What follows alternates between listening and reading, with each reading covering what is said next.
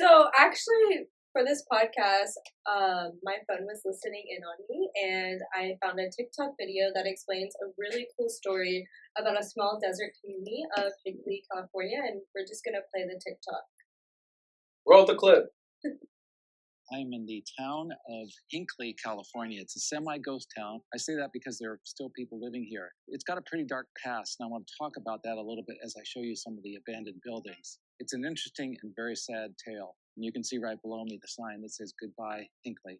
From 1952 until 1966, Pacific Gas and Electric Company, PG&E, dumped about 370 million U.S. gallons of chromium-tainted wastewater into unlined wastewater spreading ponds around the town of Hinkley, California, located in the Mojave Desert about 120 miles or 190 kilometers northeast of Los Angeles.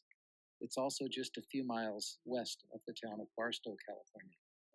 PG&E used chromium-6 or hexavalent chromium, a cheap and efficient rust suppressor in its compressor station for natural gas transmission pipelines. Hexavalent chromium compounds are genotoxic carcinogens. In 1993, legal clerk Aaron Brockovich began an investigation into the health impacts of the contamination. A class action lawsuit about the contamination was settled on July 2nd, 1996 for $333 million, around $700 million in 2025. In 2008, PG&E settled the last of the cases involved with the Hinkley claims. Since then, the population has dwindled to the point that in 2016, the New York Times described Hinkley as having slowly become a ghost town. If you'd like to learn more about the town of Hinkley and its fate, check out the award-winning 2000 movie called Aaron Brockovich.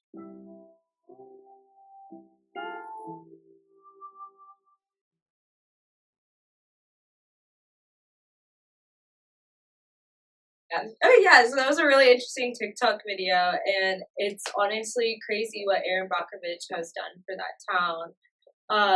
I found actually a story about one of the residents of this town, and she said that after years of exposure to chromium-6, she has had 5 stomach surgeries and 3 breast surgeries. Both of her daughters have been diagnosed with hysterectomies and fibromyalgia, and her husband was diagnosed with prostate cancer, and they all have asthma, which she believes all came from the contaminated water.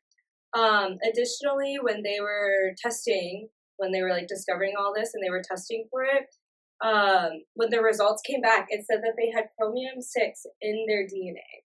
Like, that's how bad the contamination like was. forever embedded in their DNA. And they also talk about how excruciating the testing was because they're all very prone to like nose bleeding and not clotting. And so when they were scraping their gums for the DNA, they wouldn't stop bleeding for like days. But yeah, they want $333 million, which is a lot, but in reality, it's not. Yeah, like that's barely gonna cover their medical bills. And I'm pretty sure they only got a very small fraction of that money. Like they didn't get like millions of dollars. Right. I'm pretty sure. Well, that's for them too. I mean, that doesn't even consider if it's in the DNA of the generations afterwards. Exactly. Yeah. Also, PG&E, I think is the company, made billions of dollars off of contaminating their water. So $333 million is nothing compared to like the billions of dollars they made by doing that. Right. It's sad. Yes. But that was just a short little glimpse of one type of story about how it's very important that you know what's in your water at all times.